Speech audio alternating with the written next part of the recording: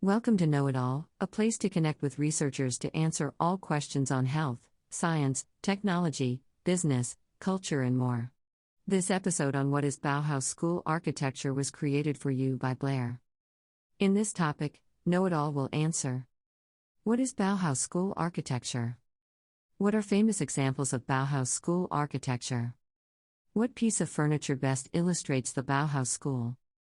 Bauhaus School architecture is a modernist design movement that has greatly influenced the world of art and design.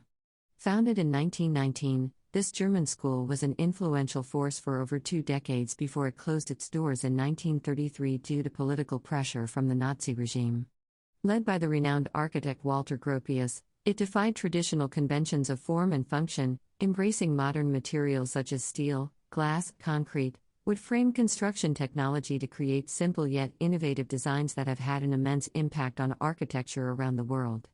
Although short-lived, Bauhaus had a huge impact on contemporary architectural thought, delivering groundbreaking ideas about how buildings should be designed. The founding director of Bauhaus was architect Walter Gropius, who sought to bring together traditional craftsmanship with industrial methods as part of his vision for unifying arts and craftsmen into one profession, architecture being at its core idea. His goal was also to eliminate ornamentation often found on many structures during that period, instead favoring clean lines along with lots of glass, which allowed natural light to fill up rooms within homes or public spaces like offices or factories, all while reducing costs associated with managing construction projects as there were fewer walls needed using such principles. This gave birth to what later became known simply as International style. A key component included designing furniture not just meant for solely decorative purposes, but items made for functional use such as stools, chairs, tables, etc. These could serve practical needs of people living, studying, or working in these environments, helping to make individuals more comfortable with their surroundings, thus leading to increased productivity and efficiency overall, something quite revolutionary for the time. The work of artists like Mies van der Rohe, Marcel Breuer, Joseph Albers, and more continues to inspire generations nearly 100 years later, reminding people that they too can achieve the same levels of greatness by pushing boundaries and creating things that the world has never seen before. The Bauhaus School was a revolutionary art and design movement. One of its most famous examples is the Haus am Horn, House at the Horn, built between 1923 to 1925 near Weimar under the supervision of Georg Muche, who championed simplicity through geometric forms like cubes or rectangles with flat roofs while incorporating top-of-the-line industrial products from big companies such as Philips lighting systems or Braun kitchen appliances, etc., creating minimalistic interiors which were considered very luxurious for their time.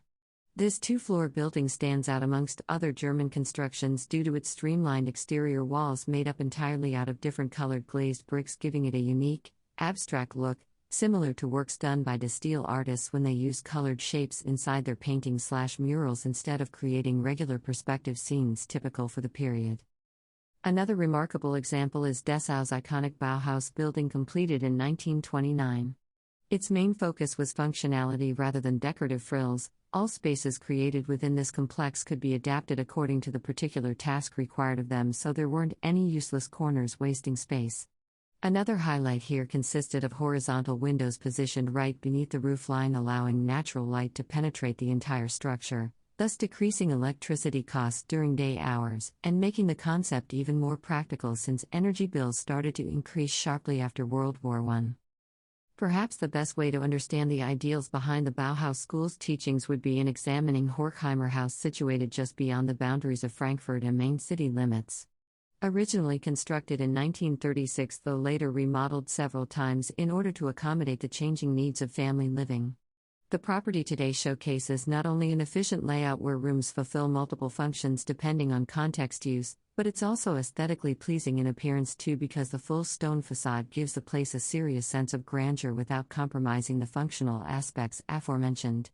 It is truly a perfect illustration of how architects can combine beauty with a purposeful creation process, something still being studied and admired worldwide. The Bauhaus School was founded with the goal to bridge the gap between crafts and fine arts.